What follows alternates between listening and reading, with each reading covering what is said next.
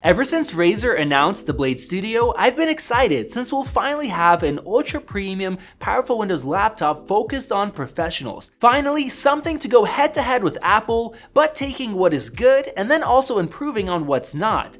But after getting to use it and test it, the Blade falls short in 4 different ways, which I'll talk about throughout this video. There's also a lot of good, and for one particular group of people, this machine will be a godsend. But for others, like photo and video editors, I have an alternative Windows laptop with the same OLED display that will save you over $1,000. I love the design. It's an all aluminum chassis coming in at a fairly lightweight 4.8 pounds, and it's very rigid with aluminum that doesn't feel cheap like on some other laptops.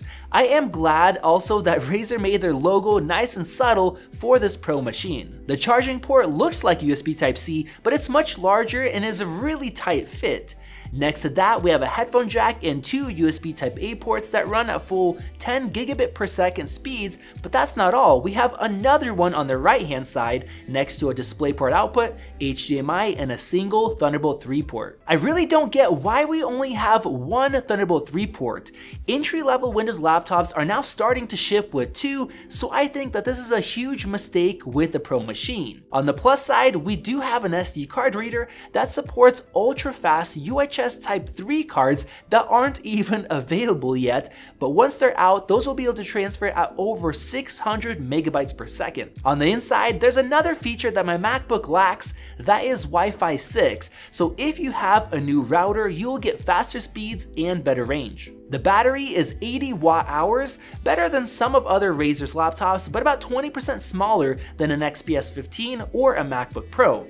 Because of this, battery life suffers. You can expect about 5 hours for lighter tasks, whereas the MacBook gets over 10 hours, and for heavy use like video editing, about an hour and a half compared to over 3. One culprit is the gorgeous 4K OLED display. It has to push 40% more pixels than the MacBook's 3K screen, and even though OLED could be power efficient with lower brightness and some of the pixels turned off, when you max it out, it actually draws more power than an LCD. It's also a touchscreen if you care for that, and it has DCI-P3 color accuracy like the Mac, but there's a big caveat to that, and I'll cover that a bit later. The chin bezel is quite large since the 15.6-inch display is 16 by 9, resulting in about 10% less usable workspace compared to a 16-inch 16 by 10, and we miss out on a fingerprint reader, but I absolutely love the Windows Hello login, which is so convenient that I want every laptop to have it. I have one huge issue with the display, and that's reflectivity. I love the fact that it's glossy for sharpness, but even in moderately lit rooms, this gets annoying, and even with the screen maxed out at 400 nits, the pure dark pixel benefits of OLED are gone because blacks turn gray. Unless you're doing most of your work in a dark room, a brighter LCD would have done a better job. The trackpad is surprisingly good, and it's a huge jump forward from the last Razer that I owned. Unfortunately, the keyboard is really meh. I had to type slower since the keys are not only fairly shallow, but also mushy, which resulted in poor typing accuracy. On the sides is my biggest disappointment, and that's the speakers.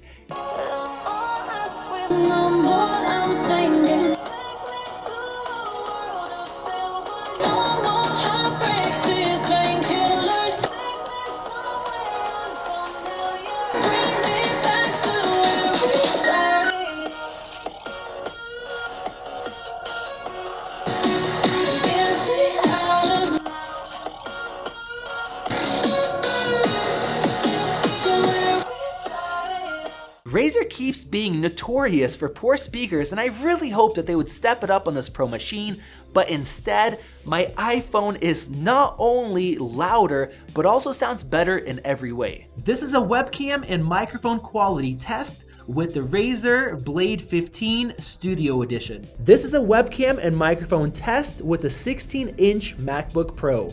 Alright, enough with the negatives, let's touch on what makes this laptop special, and that's the NVIDIA RTX Quadro 5000.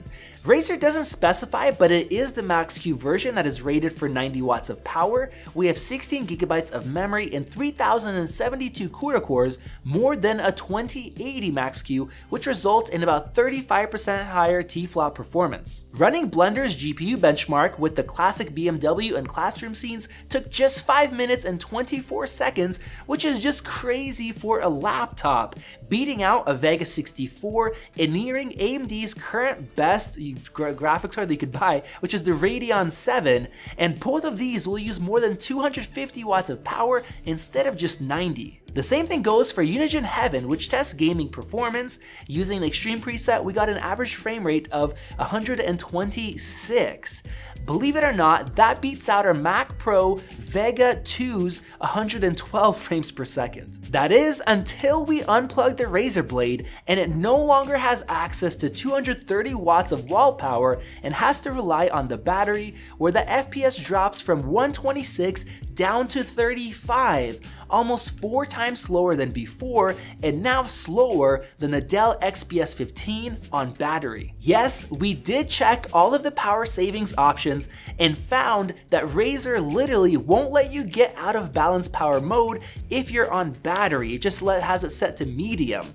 Now other brands will, but the performance will still go down, although some other laptops will not go down as much as this one. For the Blender benchmark, it now takes 22.5 minutes, over 4 times as long, and in Geekbench 5's GPU test, the score also drops to about a third on battery. Now not everybody needs to be portable, so if you're someone that needs a massively powerful GPU and you have a wall outlet everywhere you go, you'll be able to make full use of that Quadro. For video editing, if you're doing something very graphics intensive like exporting Canon RAW footage in DaVinci Resolve, it will be twice as fast as the best MacBook Pro, but on battery, it's twice as slow. A similar thing goes for actual timeline performance, where it can handle 38 frames per second instead of 32, but unplugged, that results in an unusable 13 frames per second. Now one thing that I haven't touched on yet is the CPU, and this is where Razer made an odd choice. The only option is a 2.6 GHz 6-core i7 9th gen, and that's a fine choice for tasks that are mostly GPU heavy, like gaming, 3D rendering, or apps like DaVinci Resolve, but in other tasks like photo editing or Premiere Pro, that decision could be a bad one. Premiere is very CPU heavy, so with that same project where the Razer was twice as fast, it's no longer the case, with it being 25% slower when plugged in and almost twice as slow on battery. For these tasks, that 6-core CPU is really bottlenecking the graphics card. In fact, the most GPU usage that I saw was 28% in Premiere Pro. Now I don't want to keep hammering the same nail here, so if you want to see a huge suite of video editing tasks that include Final Cut Pro, check out my other video, which I'll link in the video description. For photo editing, graphics makes little difference, and what you mainly need is CPU power, so here the 6-core is also limiting the performance. Because of this, if you're somebody that wants a machine that could be useful for a wide variety of tasks, especially if you're a photo editor or you use Premiere, I would avoid this machine. The same thing goes for those that want to be able to work without being plugged into an outlet. Not only is the battery life poor, but also the performance on battery power as well. For those, I would highly suggest getting the Dell XPS 15, which does have a much weaker graphics card, but one that doesn't throttle much on battery, and the battery itself is 20% larger. The keyboard, speakers, and the CPU are better, and the display is the same OLED panel as well. I'll link the $2,600 option in the description that matches the same RAM and SSD while having an i9 8-core processor. Now let's touch on that OLED display.